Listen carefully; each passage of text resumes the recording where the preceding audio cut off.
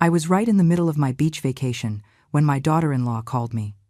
She said, "We know this beach condo is yours, but we want to be alone with my parents, so you need to go to a hotel." I replied, "Understood."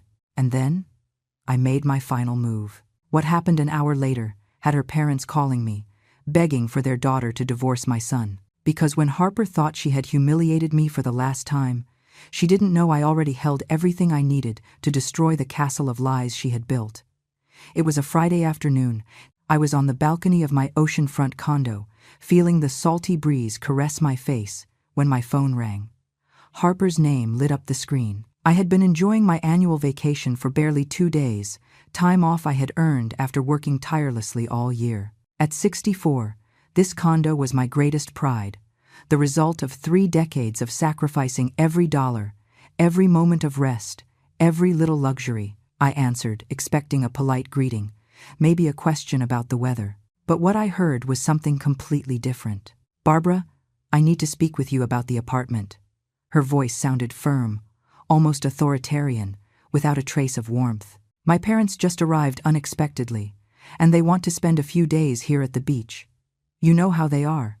They need their space, their privacy. So, it would be best if you went to a hotel for a few days. Don't worry, it's only 5 or 6 days. We'll take care of everything here." The sound of the waves faded into the background.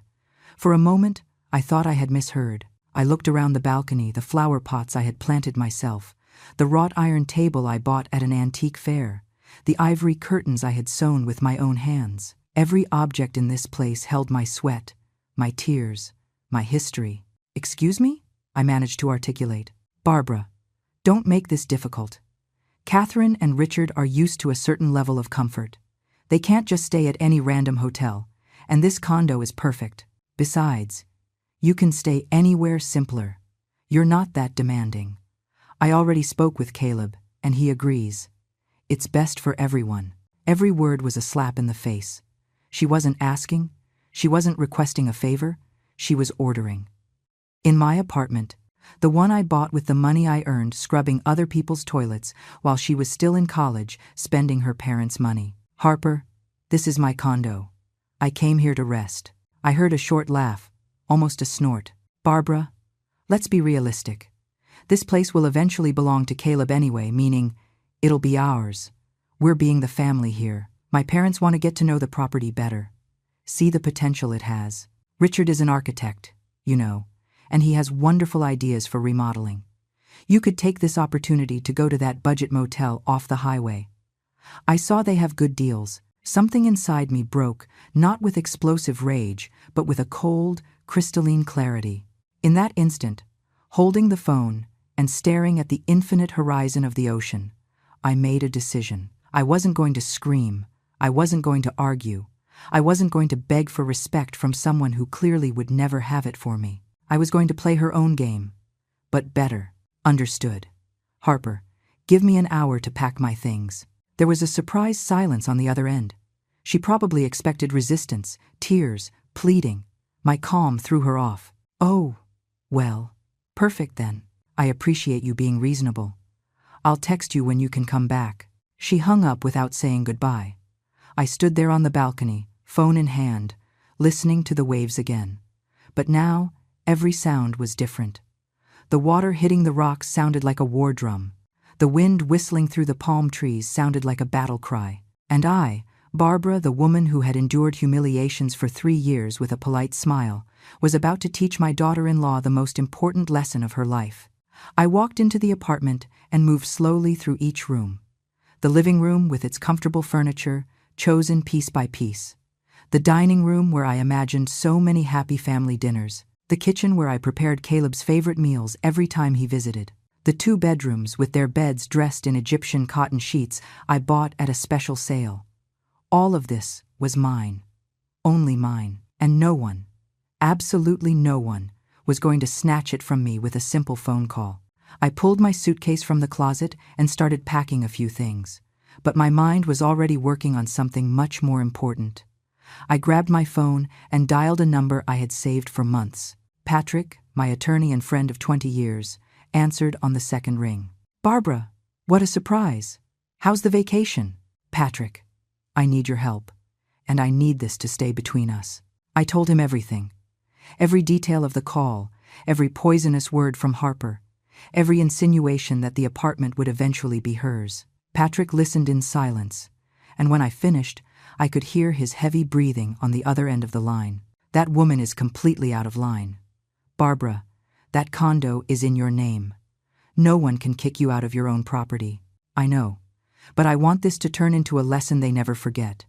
I need you to prepare some documents, and I need you to come here tomorrow morning. We spent the next hour discussing details, strategies, and legal documents. Every word we exchanged was another piece of the puzzle I was assembling. When I hung up, a small but determined smile crossed my face. Harper had made the biggest mistake of her life by underestimating me. I finished packing only the essentials and called a cab. While I waited at the building's entrance with my suitcase, I saw a luxury SUV pull up.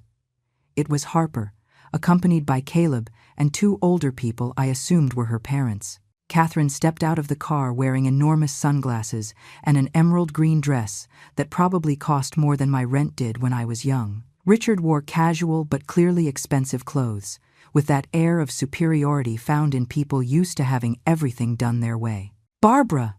Harper exclaimed with a fake, exaggerated smile. "So glad you're already ready. Look, these are my parents, Catherine and Richard." Catherine looked me up and down with a cold assessment. She didn't even extend her hand. "A pleasure," she said in a tone that indicated the exact opposite. "Harper has told us so much about this place. It has potential, although it needs some urgent updates." Richard nodded while observing the building's facade with critical eyes, as if he were already calculating renovation costs. "Yes, definitely needs modernizing. These balconies are outdated, and the exterior paint color is too old-fashioned.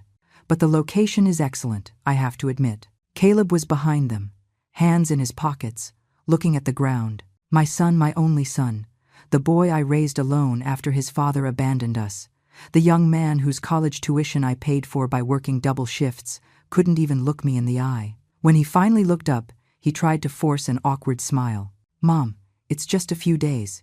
You understand, right? It's important to Harper." Those words hurt more than everything Harper had said on the phone. My own son choosing his father-in-law's comfort over his mother.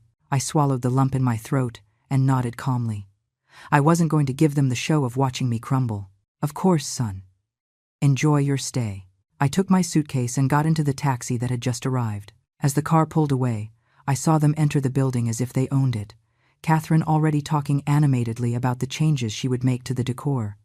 I didn't look back. I couldn't. If I did, the rage I was containing with all my strength might explode and ruin the entire plan I had begun to weave. The motel where I checked in was 20 minutes away, near the highway, just as Harper had suggested with such disdain. It was a simple but clean place, with small rooms and an air conditioner that rattled all night. I sat on the narrow bed and looked around. The walls were a washed-out beige. There was a water stain on the ceiling, and the view from the window looked out onto a parking lot with cracks in the pavement. This was the place my daughter-in-law considered appropriate for me, while she and her family settled into the condo I had bought with my blood and sacrifice. I pulled out my laptop and started reviewing documents. Patrick had emailed me some forms I needed to check. But before diving into the legalities, I opened social media. I wanted to know exactly what was happening in my apartment. I didn't have to search long. Harper had already posted a photo on the terrace, a glass of wine in hand, and the ocean in the background. The caption read, "Finally, at our beach sanctuary, family reunited in paradise. Soon, we'll make this place truly spectacular. Number, home, number, blessed. Our sanctuary, ours." The rush of adrenaline I felt was so intense, I had to close the laptop and breathe deeply. Every fiber of my being wanted to call her, scream at her, tell her exactly what I thought. But no, that was what an impulsive person would do. I wasn't impulsive. I was patient, and patience, combined with the right strategy, was much more powerful than any explosion of anger. I barely slept that night. Images kept popping up on my social media feeds. Catherine posing in my living room, Richard toasting on my terrace, Harper showing off the kitchen as if she were a proud hostess showing off her property. In one of the stories, I heard Richard's voice in the background. Here we could knock down this wall and do a much more modern, open concept. And that ceramic tile floor has to go. Definitely. They were planning to remodel my apartment. Without my permission. Without even asking me. The audacity was so great, it almost seemed unreal. I took screenshots of everything. Every photo, every comment, every story. Everything would be documented. Early the next morning, my phone rang. It was Patrick. "Good morning, Barbara. I have everything ready. When do you want me to head over?" "Today. But wait for my signal. I need something else to happen first." I spent the morning in that mediocre motel, drinking instant coffee and waiting.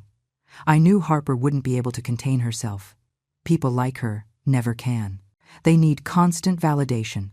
They need to brag. They need to feel superior. And sure enough, around noon, I received a text message from her. "Barbara, Catherine wants to know if you have the bills for the recent utilities for the condo. We also need the Wi-Fi and alarm passwords. By the way, we found some of your old stuff in the master bedroom closet. We moved it to the storage closet so it wouldn't be in the way. Hope you don't mind." My things, in the storage closet, as if they were trash that needed to be hidden. I took a deep breath and replied with the same chilling calm I had maintained from the start. "Sure, Harper. I'll email everything to you. Do you need anything else?" "No, that's fine for now. Oh, and don't worry about coming back soon. My parents are so in love with the place that they'll probably stay the whole week. Maybe 2. We'll see." 2 weeks. They wanted me to stay out of my own apartment for 2 weeks. My blood was boiling, but my fingers typed with absolute serenity. Understood. Enjoy. I immediately called Patrick. "It's time. Come tomorrow at 10 in the morning, and bring everything we discussed." That afternoon, I went for a walk on the public beach near the motel. It wasn't as beautiful as the beach in front of my condo. It was more crowded, noisier, with vendors shouting about their products. I sat on the sand and watched the sea. I had worked so hard all my life, since I was 16, when I had to leave school to help my sick mother. Since I was 20, when I got pregnant and Caleb's father disappeared like smoke. Since I was 25, when I started cleaning houses during the day and caring for the sick at night to give my son a better life. Every dollar I earned was through honest effort, dignity, and sacrifice.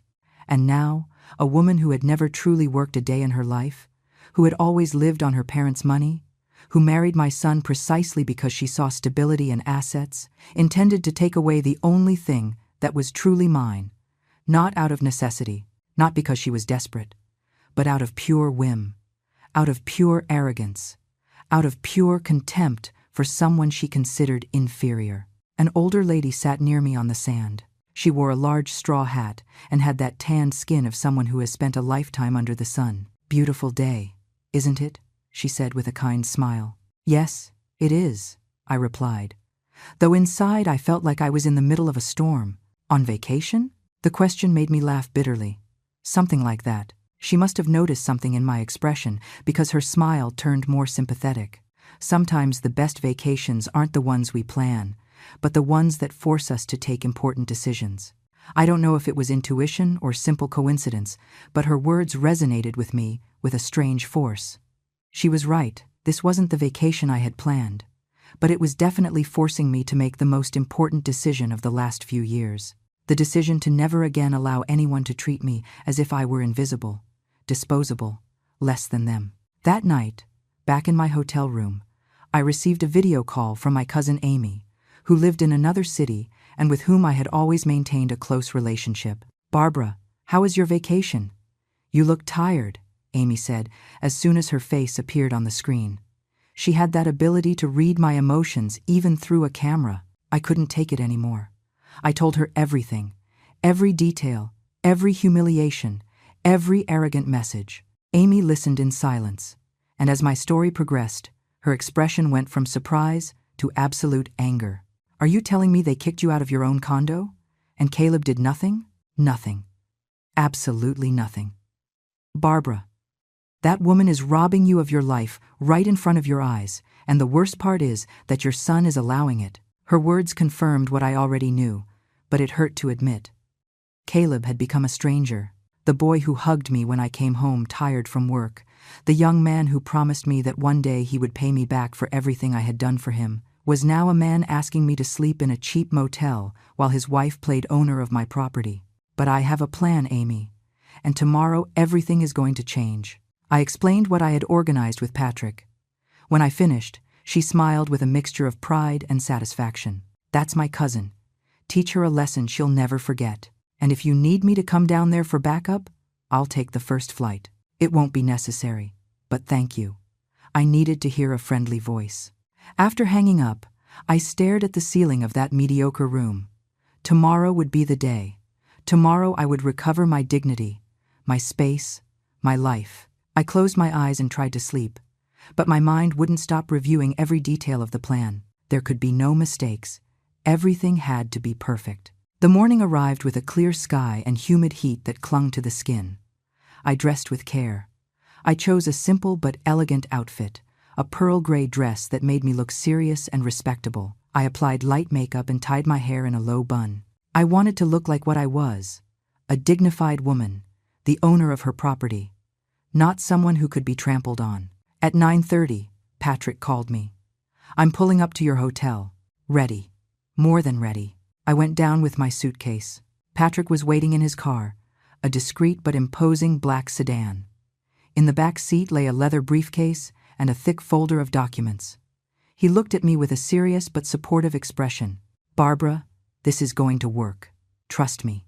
I trust you. Let's go. The ride back to my condo was silent.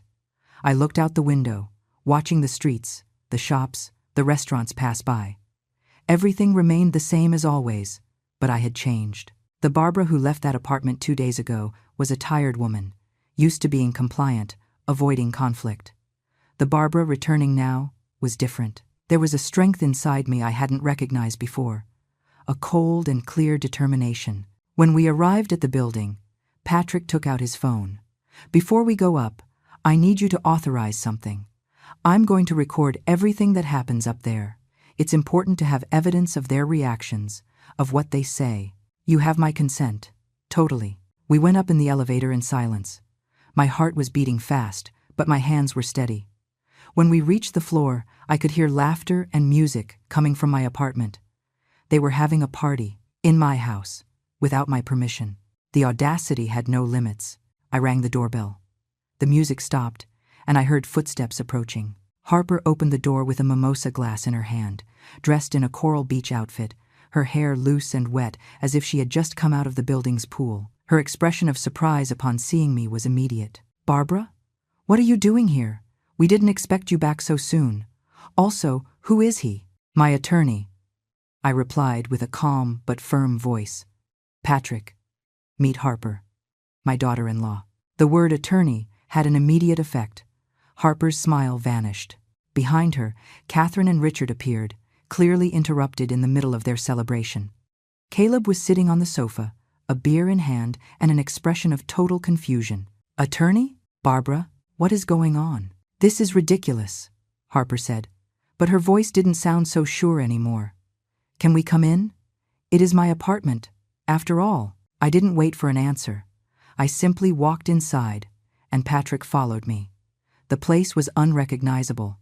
They had moved furniture. There were bottles of alcohol on my coffee table, dirty dishes in the kitchen, towels thrown on my armchairs. On the wall, there were swatches where they had clearly been testing paint colors. My blood boiled, but I maintained my composure. Catherine approached with that haughty attitude that seemed to be her natural state. Ma'am, I don't know what you intend with this little number, but we are in the middle of a family gathering. If you have a problem, you can discuss it with Harper another time. Patrick smiled. It wasn't a kind smile. Ma'am, I recommend you sit down. All of you. What I have to say concerns everyone, especially you and your husband. Richard stood up, puffing out his chest. You have no right to come here giving orders. This is a family matter. You're right. It is a family matter. That's why I'm here, I said, my voice coming out stronger than I expected. This condo is mine. It is in my name. I bought it with my money. And you are here without my authorization, having altered my property without my consent. Harper laughed, but it was a nervous laugh. Barbara, don't be dramatic. I already told you that this will eventually belong to Caleb. Meaning, ours. We're just getting a little ahead of things. Getting ahead? I repeated slowly. Getting ahead of what exactly? There was an uncomfortable silence. Harper looked at her parents, then at Caleb, seeking support. Caleb remained on the sofa, pale, saying nothing. Patrick opened his briefcase and took out several documents. I have here the deed to this condo. As you can see, the sole owner is Mrs. Barbara. There is no document indicating a future transfer, promised donation, or any other legal agreement giving you rights over this property. Catherine frowned. Wait, what? Harper told us Barbara had promised to transfer the condo when they got married, that it was part of the family agreement. The silence that followed was deafening. Harper turned pale. I felt a cold satisfaction run down my spine. There it was, the first crack in her castle of lies. I promised that? I asked slowly, looking directly at Harper. Mom, you said. At Christmas dinner. You mentioned that. Harper stammered, trying to construct a justification on the fly. I never said such a thing. Never. And you know it. Richard looked confused now, staring at his daughter. Harper, you told us specifically that this place was practically yours, that Barbara only kept it in her name for tax purposes, but that the agreement was clear. Well, not exactly like that, Dad. It's complicated. It's not complicated, Patrick intervened. It's simple. Your daughter lied. And not only that, I also have screenshots here of social media posts where you refer to this apartment as our sanctuary, make remodeling plans without the owner's authorization, and basically behave like owners of a property that does not belong to you. He showed his tablet with all the evidence I had compiled. The photos, the comments, the stories. Everything was there, in black and white. Catherine took the tablet from Patrick's hands and started scrolling through the images. Her expression changed from confusion to disbelief, and then to something that looked like shame mixed with fury. Richard looked over her shoulder, and with every image they passed, his jaw tightened more. Harper, what the hell is this? Richard's voice sounded deep and dangerous. You said this place was practically yours. Dad, I was trying to make you feel comfortable. Barbara had always insinuated that. I never insinuated anything. My voice came out louder than I intended. Years of contained humiliations finally finding an exit. For 3 years, I have been nothing but kind to you, Harper. I welcomed you into my family with open arms. I accepted every snide comment about my clothes, my job, my life. I endured you treating me like I was your maid every time you came to visit. But this crossed every line. Caleb finally stood up. Mom, wait. Harper, what are they talking about? You told your parents the condo was ours? Caleb, you know you'll eventually inherit everything from your mother. I was just practicing. Practicing? I repeated with a bitter laugh. Kicking me out of my own house is practicing? Telling me to go to a cheap motel while you party on my property is practicing? Patrick pulled another document from his briefcase. There's more. During these 2 days, I conducted a little investigation. Harper, you told your family that Barbara had financial problems, and that was why you decided to help her by taking over the condo. Harper's eyes widened like saucers. She had forgotten that Patrick had contacts everywhere, that he was meticulous and exhaustive in his work.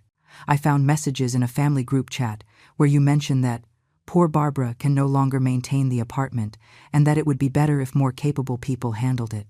You also suggested she had mental health issues and was making irrational decisions. That is a lie, I shouted, feeling angry tears burn my eyes. Mental health issues? That's what you told them? Catherine dropped the tablet onto the sofa and turned to her daughter with an expression I had never seen on her. It was pure contempt. Harper Marie, did you do that? You invented that this woman was sick? Mom, I just wanted you to understand that we needed to take control of the situation before. Before what? Richard interrupted. Before the legitimate owner could enjoy her own property?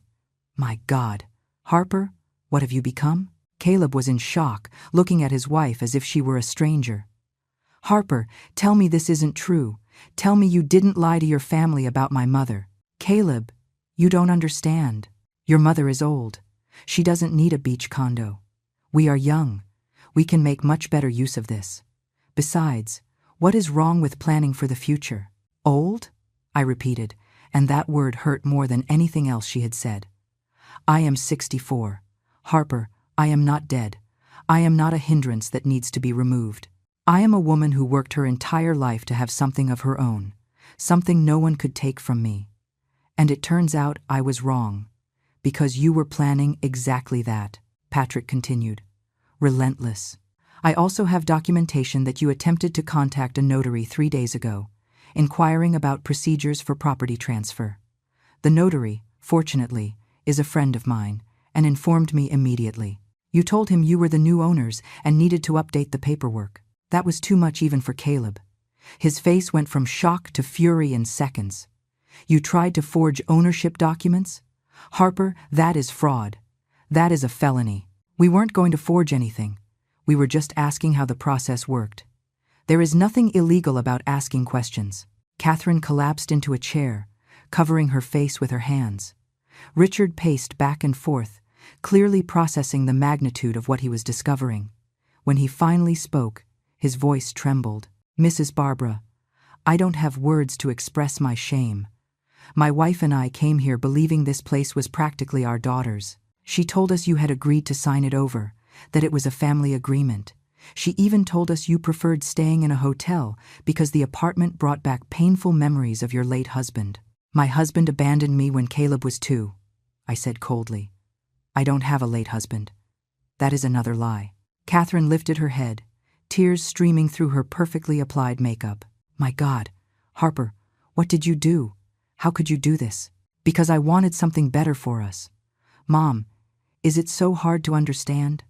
Caleb earns well, but not enough to own a property like this. His mother has it and barely uses it, 2 weeks a year. That's it. Why should it sit empty the rest of the time when we could enjoy it? Because it is not yours, I said with a firm voice.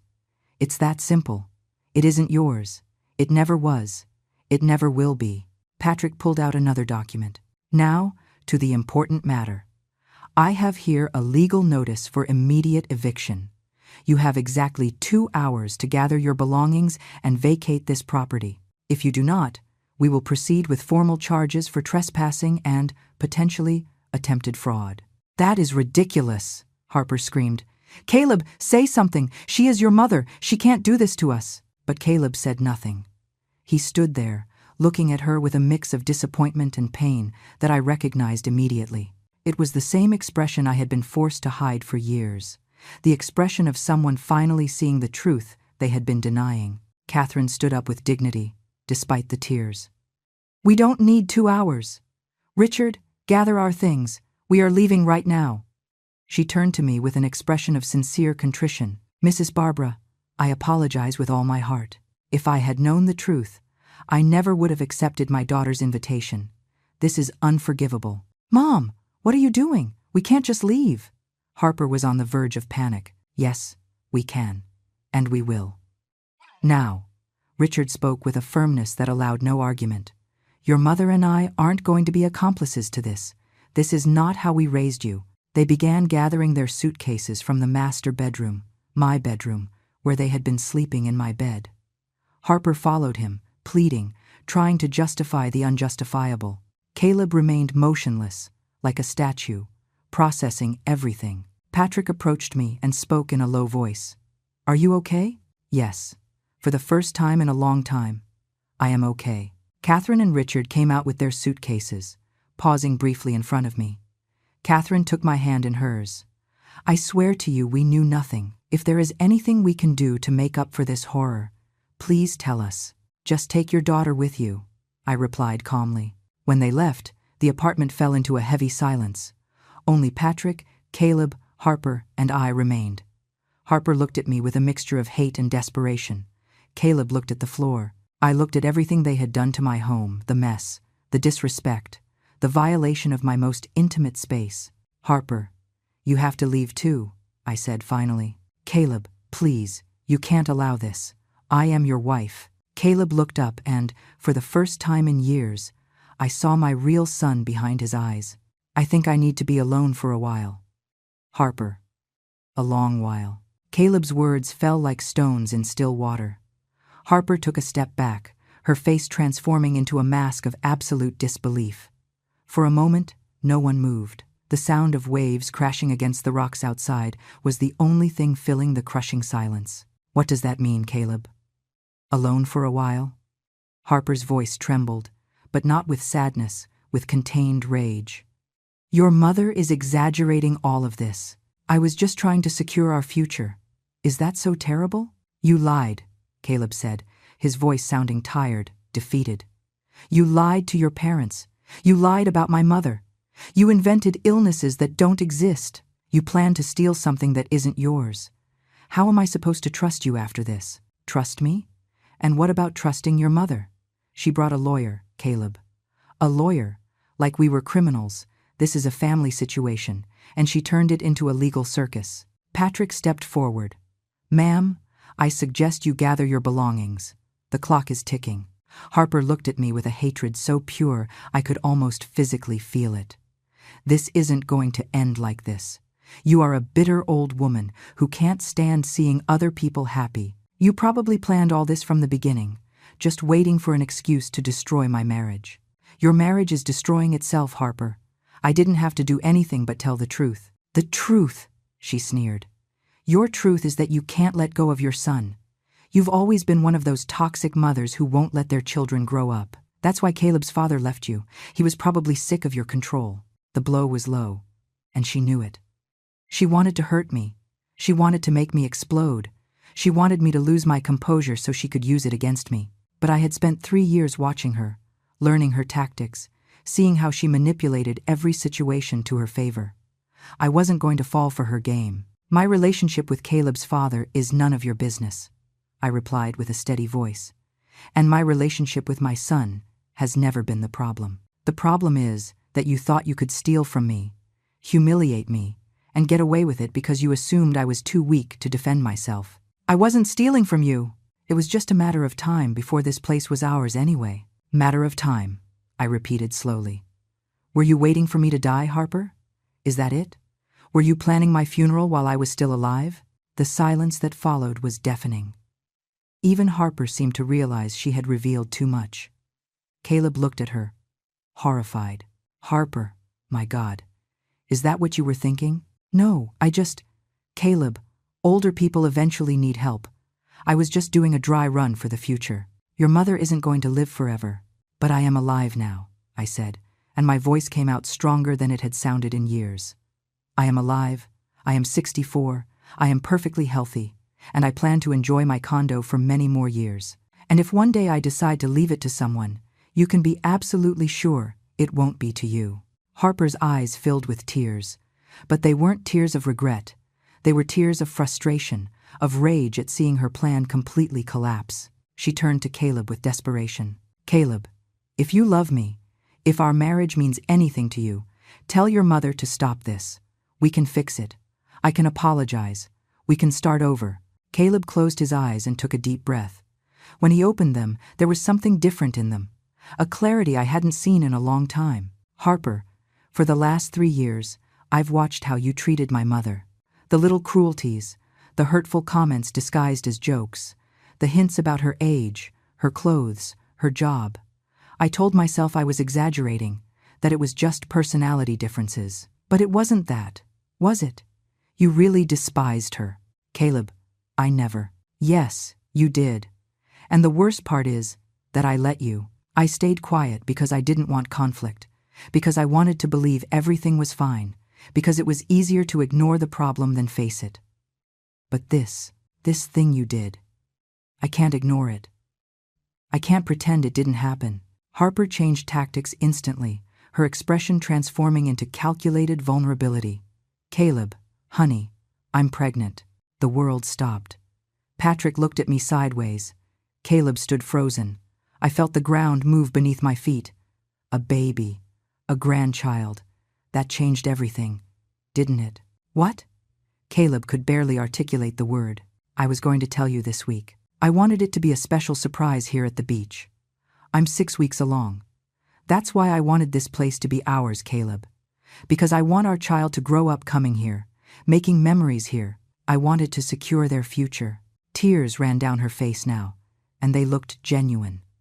Caleb stepped toward her, confused, clearly torn between the joy of the news and the horror of everything he had discovered. I stood still, processing.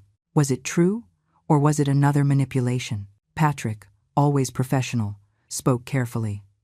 "Ma'am, if you are pregnant, that does not change the fact that you committed acts constituting trespassing and defamation. A baby is not a license for abuse. It's not abuse to want something better for my family." Harper sobbed, clinging to Caleb.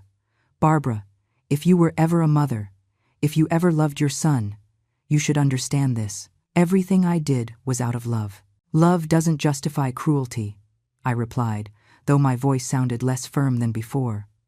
"Love doesn't justify lies, and it definitely doesn't justify trying to steal what belongs to someone else." Caleb looked at Harper with a mix of emotions impossible to decipher. "Is it true? Are you really pregnant?" "Yes. I have the test in my purse. I was going to show you tomorrow at a special breakfast I had planned." Of course, she had a test ready. Harper was always prepared, always had a plan B, always knew exactly what to say and when to say it to get what she wanted. But something inside me told me this time was different. This time, even if she was pregnant, that couldn't be an excuse to erase everything she had done. I walked over to my son and looked him straight in the eye. "Caleb, if Harper is pregnant, I will be happy for you. A grandchild is a blessing. But that doesn't mean what she did is right. It doesn't mean you should forget how she treated your mother. And it definitely doesn't mean I should hand over my apartment to her because she's now using a baby as a bargaining chip. Mom, listen to me, son. All your life, I have sacrificed for you. I worked 3 jobs so you could go to college. I sold my car to pay for your last semester. I stayed in a small, old apartment so you could have a good start in life. I never asked you for anything in return because that is what mothers do. But now, the only thing I have, the only thing that is truly mine, someone is trying to take it from me, and that person is your wife." Caleb had tears in his eyes now. "I know, Mom. I know, and I am so sorry. I don't want your apologies. I want you to make a decision. I'm not asking you to choose between her and me. I'm asking you to choose between right and wrong, between honesty and manipulation, between respecting your mother or allowing someone to trample her." Harper interrupted, her voice now desperate. "Caleb, think about our baby. Think about our family. Are you really going to destroy all this over a misunderstanding?" "It is not a misunderstanding," Caleb said finally, and his voice sounded stronger, clearer. "It is a series of deliberate lies. It is cruelty disguised as practicality. It is manipulation." He separated from Harper and walked to the window, looking at the ocean. We all waited in silence, the air so tense it seemed it could break with a sigh. When he finally turned, he had made a decision. "Harper, I'm going to take you to your parents' house. I need time to think, to process all this. If you really are pregnant, we will talk about how to proceed. But right now, I can't even look at you." "Caleb, you can't." "Yes, I can. And I will. Mom, I'm sorry. I'm sorry I didn't defend you sooner. I'm sorry I was so blind. I'm sorry for everything." I approached my son and took his hand. It was cold, trembling. "Caleb, you don't need to apologize to me. You just need to learn from this. You need to understand that true love never asks you to betray your values or allow the people you love to be mistreated." Harper let out a frustrated scream. "This is unbelievable. I am pregnant with your child and you are kicking me out? What kind of man are you?" "The kind of man my mother raised to recognize when something is wrong," Caleb replied with a firmness I hadn't heard from him in years. "Gather your things. Now." Harper looked at all of us, searching for some sign of weakness, some crack she could slip through to reverse the situation. But she found nothing. Patrick remained professional and distant. Caleb was determined. And I had exhausted my capacity for being compliant exactly 2 days ago when I received that phone call that changed everything. With sharp, angry movements, Harper began gathering her belongings. She threw clothes into her suitcase without any care, muttering things under her breath that I couldn't fully hear but were clearly not flattering. Every so often she shot me looks full of venom, as if I were the villain of this story, as if I had done something unforgivable by refusing to be trampled. While she packed, her phone rang. It was her mother.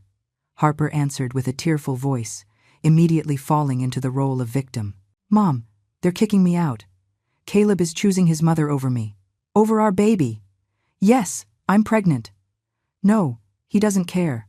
His mother has him completely manipulated. I heard Catherine's voice on the other end, though I couldn't distinguish the words. But judging by Harper's expression, she wasn't receiving the support she expected. Her face went from self-pity to indignation. What do you mean you understand him? Mom, I am your daughter. I am pregnant and they are treating me like a criminal. There was a pause. No, I didn't invent the pregnancy.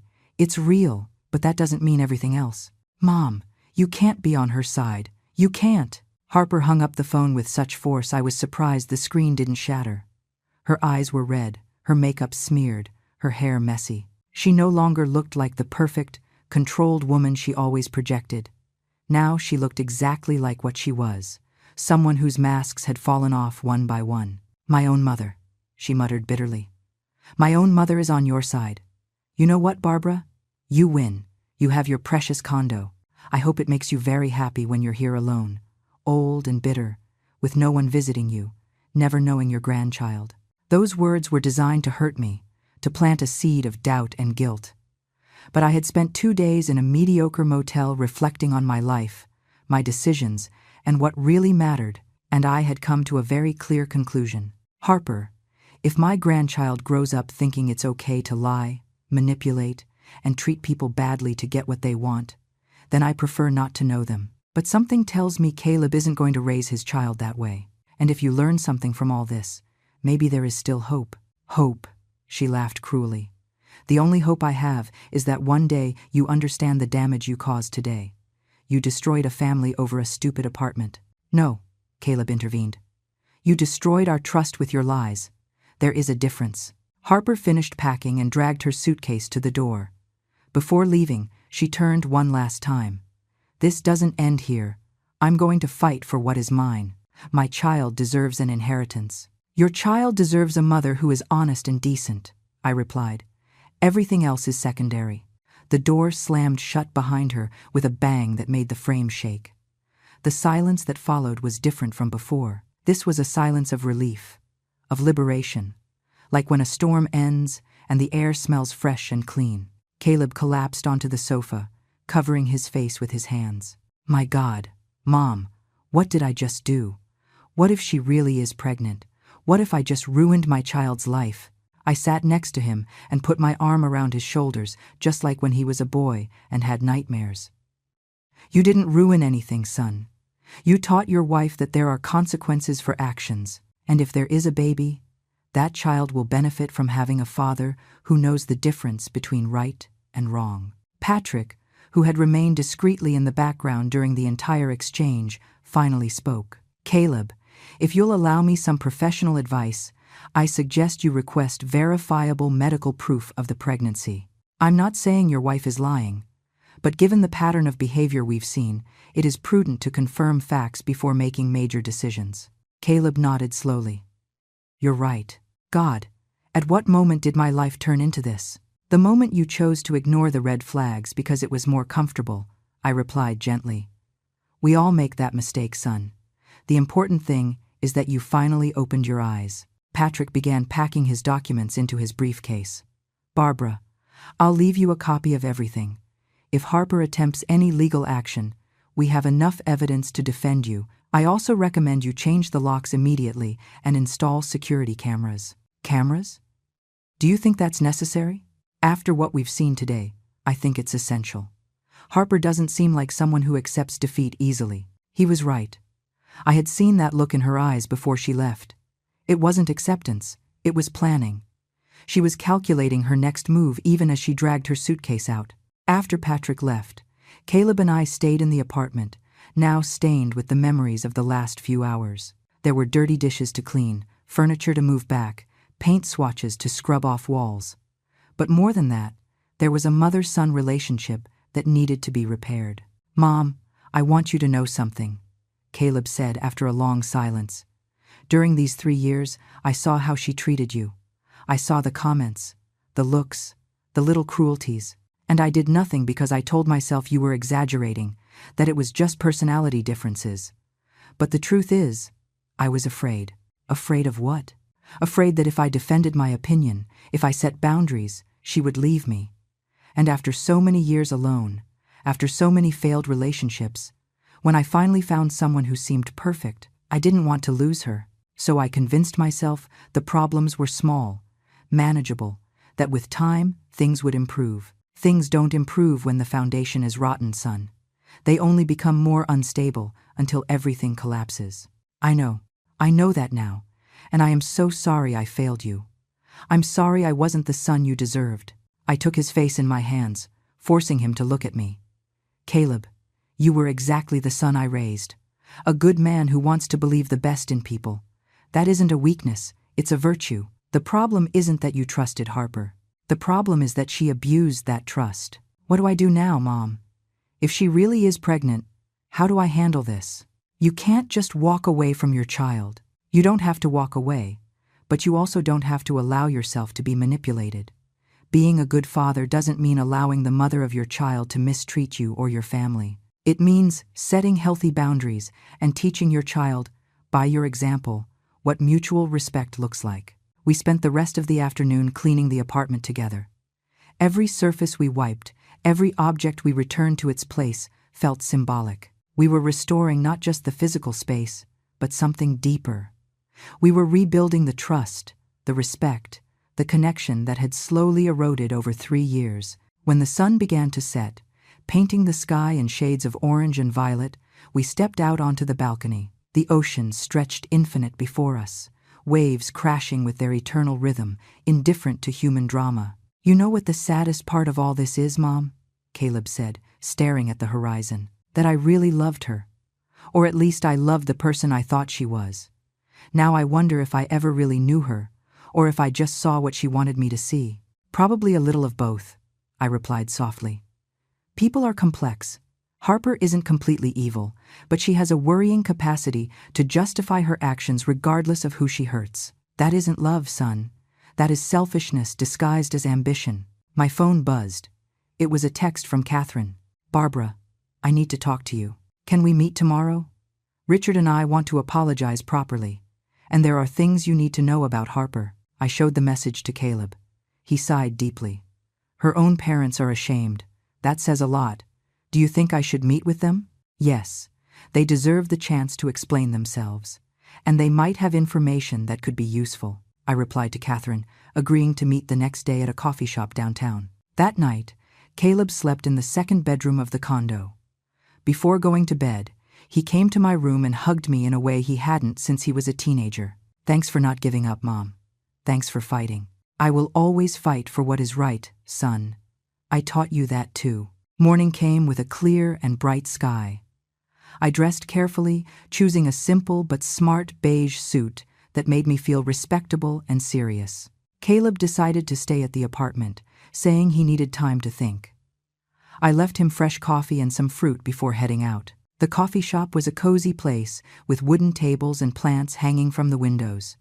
Catherine and Richard were already there when I arrived, sitting at a corner table. Catherine looked different without her armor of perfect makeup and designer clothes. She wore a simple cream dress and barely a touch of mascara. Richard wore a casual shirt and looked like he had aged 10 years since the day before. Barbara, thank you for coming, Catherine said, standing up. To my surprise, she hugged me. It wasn't a formal, rigid hug, but a genuine one, full of held-back emotion. You have no idea how sorry we are for what happened. We sat down, and a waitress took our order. No one spoke until they brought our coffees. It was Richard who finally broke the silence. Barbara, Catherine, and I spent all night talking. We reviewed old messages, conversations, situations that didn't seem strange at the time, but now, with this new perspective, reveal a very worrying pattern. What kind of pattern? I asked, though part of me already knew the answer. Catherine pulled out her phone and started showing me screenshots. 2 years ago, when Harper and Caleb had been married for barely a year, she asked us for money for a major investment. She said Caleb had found an incredible business opportunity but needed initial capital. We transferred $50,000. My God, yes. Later we discovered, by chance, that there was no investment. Harper had used the money to buy designer clothes, beauty treatments, and a new car. When we confronted her, she cried. She said she was under a lot of pressure trying to fit into Caleb's social circles, that she needed to project a certain image. She made us feel guilty for questioning her. Richard continued. 6 months ago, she told us Caleb was having trouble at work, that he was likely going to be fired and they needed help with the mortgage. We gave her another $30,000. 2 weeks ago, we found out, through a mutual friend, that Caleb had just received a promotion and a considerable raise. He had never been at risk of losing his job. Does Caleb know about this? I asked, feeling indignation growing in my chest. We don't think he knows. And that is the problem. Harper is incredibly skilled at compartmentalizing her life. She tells us different things, tells Caleb different things, probably tells you different things too. She builds separate narratives and keeps them all running simultaneously. Catherine took my hand across the table. Barbara, when she told us you had promised to transfer the condo, we had no reason to doubt. Our daughter has always been ambitious, sometimes too much, but we never thought she was capable of lying so blatantly. Now we wonder how many other lies we've believed over the years. Why are you telling me all this? I asked, though I appreciated the honesty. Because you need to know who you are dealing with, Richard said with a grave voice. If Harper really is pregnant, she is going to use that baby as a weapon. She will manipulate the situation in every possible way to get what she wants. And what she wants is that condo. She is obsessed with it. Obsessed. Catherine nodded. Since the first time she saw it, she hasn't stopped talking about it. She showed us photos constantly. She talked about how she would remodel it, the parties she would organize there. She even went as far as telling us she was considering turning it into a vacation rental to generate passive income. All this while telling you she appreciated it as a family place. The pieces were beginning to fit in ways that churned my stomach. So it was never about spending time as a family. It was about possession. Exactly. And when she saw she wasn't going to get it the way she planned, she decided to force the situation, inviting us without telling you, kicking you out to a hotel. It was all calculated. She wanted to establish possession, make you get used to the idea that the condo was hers. But she failed, I said with a small, bitter smile, because she underestimated my will to defend myself. And thank God you did, Catherine said with emotion. Barbara, if you hadn't taken action, if you had allowed this to continue, she eventually would have found a way to take it from you legally. I am sure of it. Richard leaned forward. There is something else you should know. Harper has a history of similar behavior. In college, she convinced a roommate to lend her money for a family emergency. She never paid it back. Later, there was an incident with a close friend's boyfriend. Harper always denied any responsibility, but the friendship ended explosively. Why didn't you ever intervene? I asked, trying not to sound accusatory, but needing to understand. Catherine had tears in her eyes. Because she is our daughter. Because we wanted to believe they were misunderstandings, that people judged her wrong, that with maturity she would change. Because it is easier to make excuses than to face the truth that your daughter has a serious character flaw. But we can't keep doing it, Richard added firmly, especially if there is going to be a grandchild involved. That child deserves to grow up in an environment of honesty, not constant manipulation. Do you think she is really pregnant? I asked. Catherine and Richard exchanged a long, meaningful look. Finally, she spoke. We don't know. Harper called last night saying she was pregnant, but when we asked her to show us medical documentation, she got defensive. She said she didn't have to prove anything to us, that we were her parents and should believe her. That is what worries us, Richard continued. If she really were pregnant and excited about it, wouldn't she want to share the ultrasound? The lab results? The fact that she resists showing evidence makes us suspicious. My God, I whispered. Do you think she would invent a pregnancy? After everything we've discovered, we don't rule anything out, Catherine said sadly. That's why we wanted to warn you. If Caleb asks for proof, and it turns out she lied about this too, the situation is going to explode in ways we can't predict. We spent the next hour talking about Harper, about the patterns they had seen, about the red flags they had ignored. With every revelation, I felt more validated in my decision to defend my boundaries, but also sadder for Caleb. My son had built his life with a woman who apparently had been deceiving him from the start. When we finally said goodbye, Catherine hugged me again.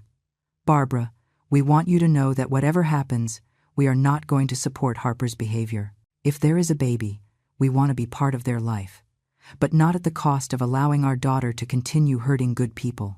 I appreciate your honesty, I replied sincerely.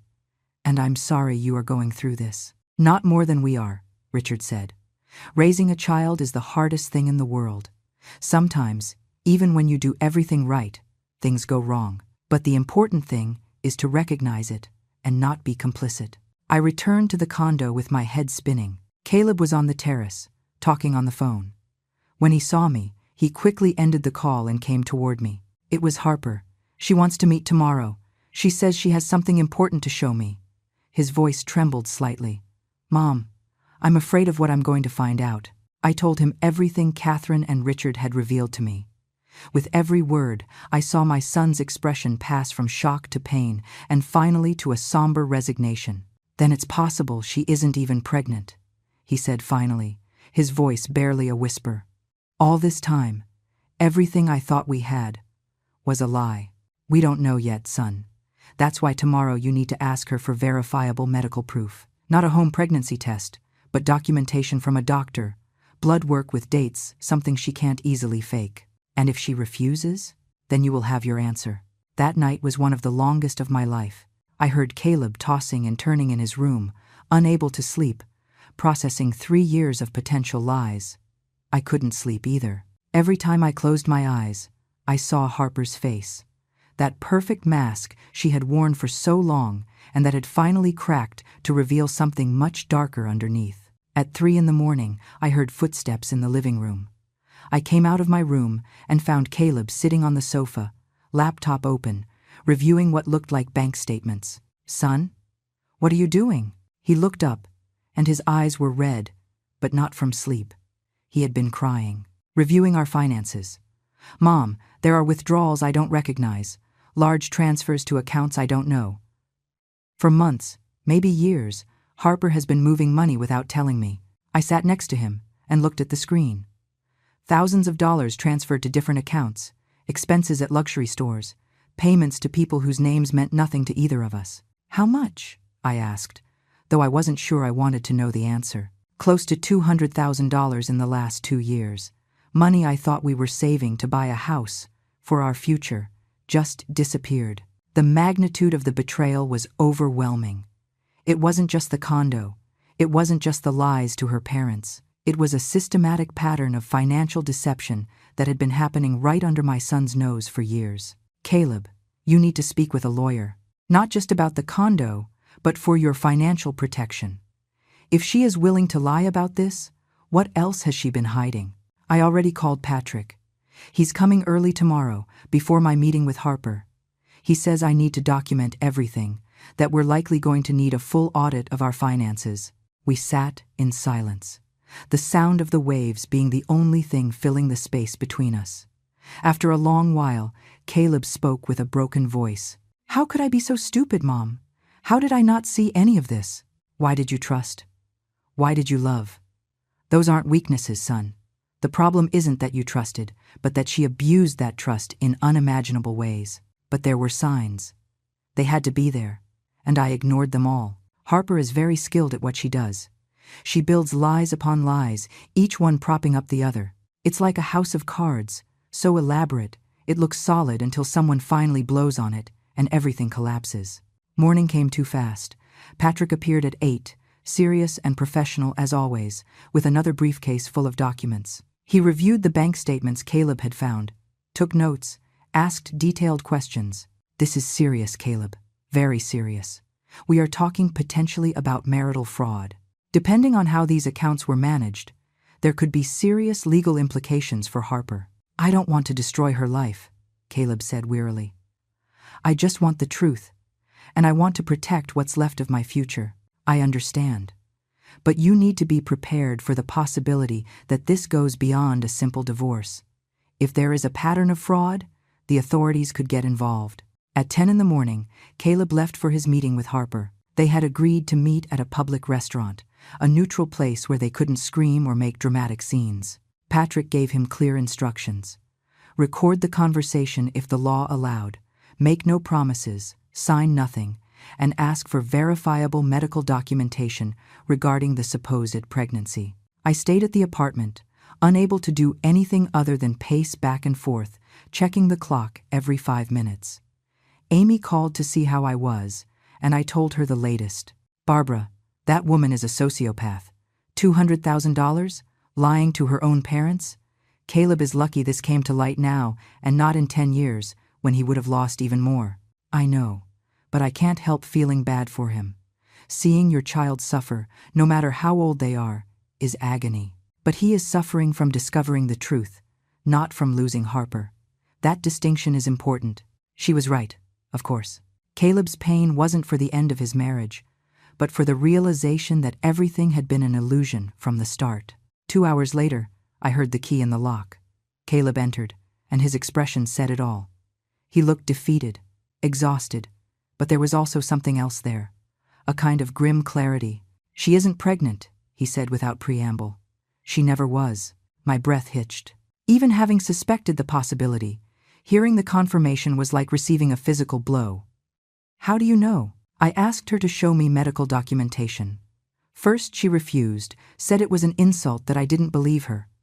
But I insisted. Finally, she admitted she had bought a positive pregnancy test online.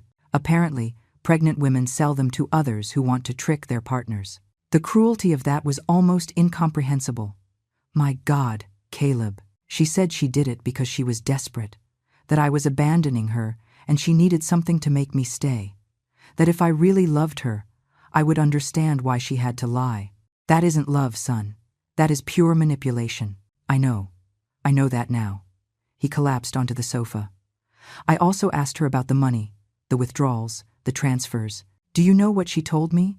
That it was her money because we were married, that she had the right to use it however she wanted, that I was controlling for even questioning her, and the $80,000 she got out of her parents with lies? She said her parents can afford it, that it was money she would eventually inherit anyway.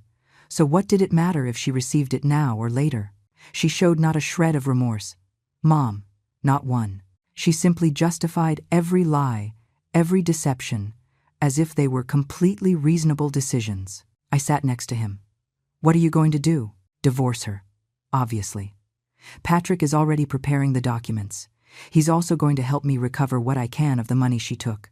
But Mom, the scariest part isn't the money or the lies. It's realizing that for 3 years I shared my life with someone I don't know at all. That the woman I loved never really existed. I took his hand.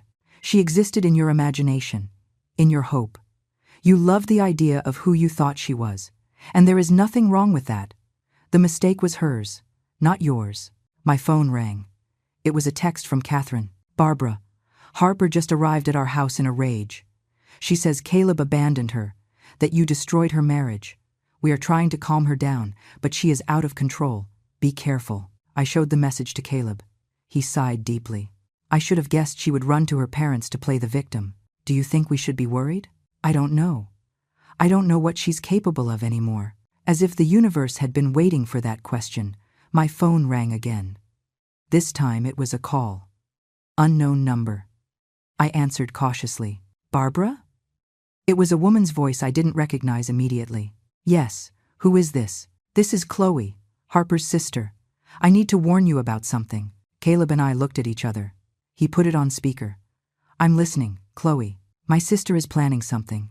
She just called me asking me to testify that you promised her the condo, that there is a verbal agreement that can hold up legally. She asked me to lie under oath if necessary. And what did you say? I told her she was crazy, that I wasn't going to perjure myself for her. And then she confessed something else, something you need to know. Harper hired a locksmith 2 weeks ago. She has keys to your apartment, Barbara, copies she made without your permission. The chill I felt in that moment was visceral. What? She was planning to enter when you weren't there. She was going to move into the apartment and establish residency. Her lawyer told her that if she could prove she had lived there for a certain time, she would have rights as an occupant. She planned all this weeks ago, long before you discovered her lies. Caleb looked sick. Chloe, why are you telling us this? Because I love my sister, but I can't be an accomplice to this. What she is doing is wrong, And frankly, I am tired of cleaning up her messes. Harper needs to face the consequences of her actions, even if that means losing her for a while. Thank you for telling us, I said, my mind already working on solutions.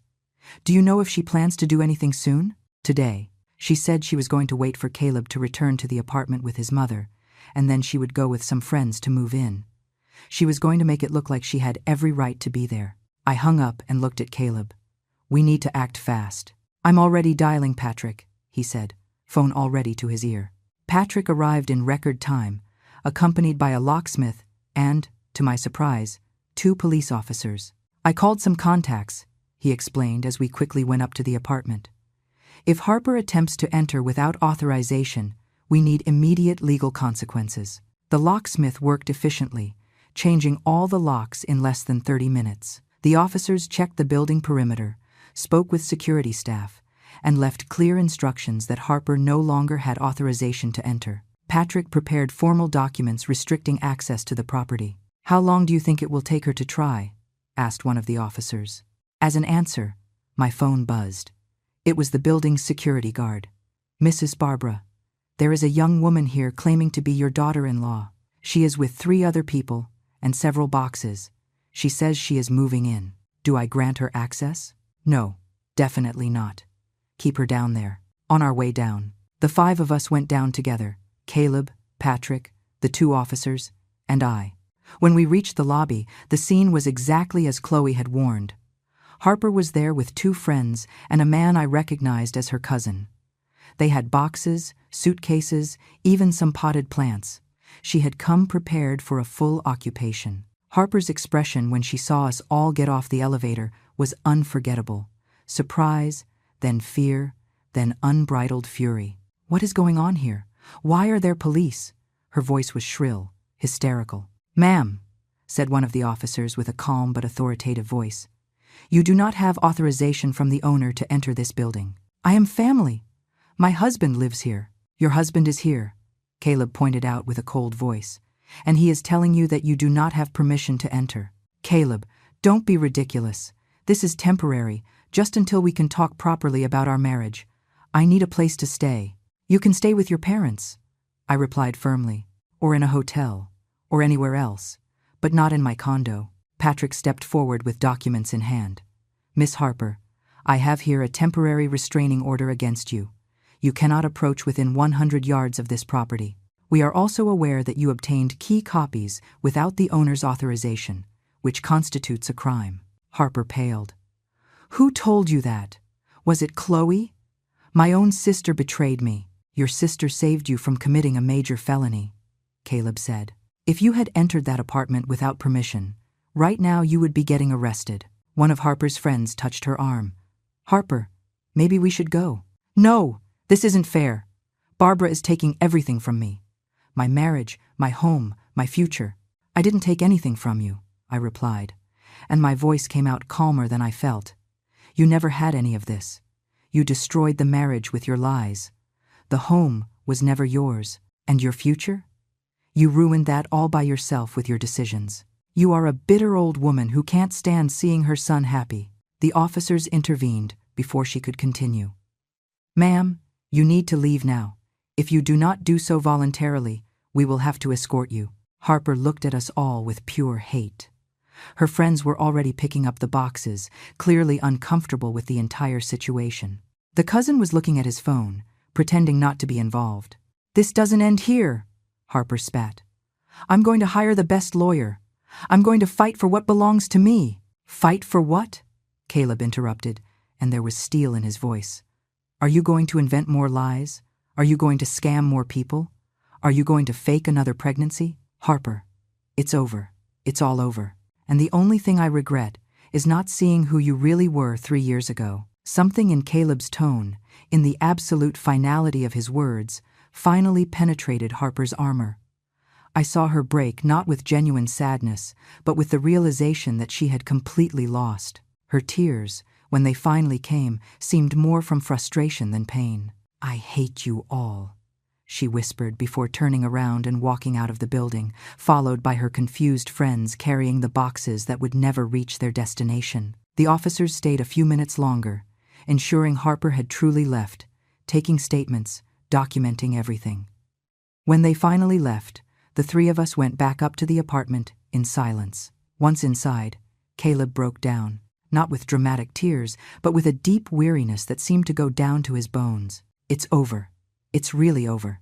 "Yes, son. It's over." The following days were a whirlwind of legal activity. Caleb initiated divorce proceedings. Patrick worked tirelessly to track the money Harper had taken.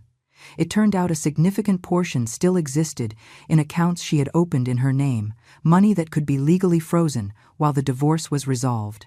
Catherine and Richard called to apologize once more. They had a brutal conversation with Harper, confronting her about all her lies. She had finally admitted everything, but without showing real remorse, only anger at having been caught. They decided to send her to therapy, but made it clear they weren't going to fund her manipulations anymore. Chloe also called to apologize for her sister. "I always knew Harper had issues, but I never imagined she would go this far. Thanks for not hating her completely." "I don't hate her," I replied honestly. "I feel pity for her. It must be exhausting to live constantly building castles of lies." 3 weeks later, Caleb and I were sitting on the apartment balcony, watching the sunset. The wounds were beginning to heal, slowly but surely. My son had recovered some of his old spark, although now there was a wisdom in his eyes that wasn't there before. "Mom, thanks for not giving up," he said suddenly. "Thanks for fighting when I couldn't. I will always fight for you, son, and I will also fight for myself." That was the most important lesson of all this. What lesson? That being kind doesn't mean being weak. That being compliant isn't the same as being loving. And that, sometimes, the greatest show of self-love is simply saying no. Caleb smiled. A real smile this time. "You know what's ironic? Harper wanted this condo so much, she was willing to destroy everything to get it. And in the end, not only did she not get it, but she lost absolutely everything else." "Greed blinds people," I replied. "It makes them believe they deserve things they never worked to earn. And when they don't get them, they become victims in their own minds." The sun sank into the horizon, painting the sky in shades of gold and crimson. The waves continued their eternal rhythm, indifferent to human dramas. And I, Barbara, a 64-year-old woman who had worked her entire life for a piece of peace, had finally found it. Not because I had won a battle, but because I had learned that my voice, my dignity, and my space mattered as much as anyone else's. 2 months later, I received a certified envelope. It was from Harper. Inside was a handwritten letter. "Barbara, I am not going to apologize because I don't believe I did anything wrong, but I want you to know that underestimating you was my biggest mistake. I thought you were weak because you were kind. I thought you were foolish because you were generous. I was wrong. Hope you're happy with your condo. I will find my own way." It wasn't an apology, but it was something. An acknowledgement that the world didn't work the way she thought, that she couldn't simply take what she wanted without consequences. I showed the letter to Caleb. He read it and set it aside with indifference. "She still doesn't understand. Maybe one day she will. Or maybe not. But it isn't our problem anymore." And he was right. It wasn't our problem anymore. We had closed that chapter of our lives. We had learned the lessons we needed to learn, and now it was time to move on. That night, I cooked dinner in my kitchen, in my apartment, surrounded by the peaceful silence that only comes when you have finally defended what is yours. The waves crashed outside, the air smelled of salt and freedom, and for the first time in years, I felt completely at peace. Because I had learned that it is never too late to defend your dignity. That age does not make you invisible or disposable, and that sometimes the most powerful person in the room is the one everyone underestimated. My name is Barbara. I am 64 years old, and this is my story of how a simple phone call taught me the most valuable lesson of my life. Never underestimate a woman who finally decides that enough is enough.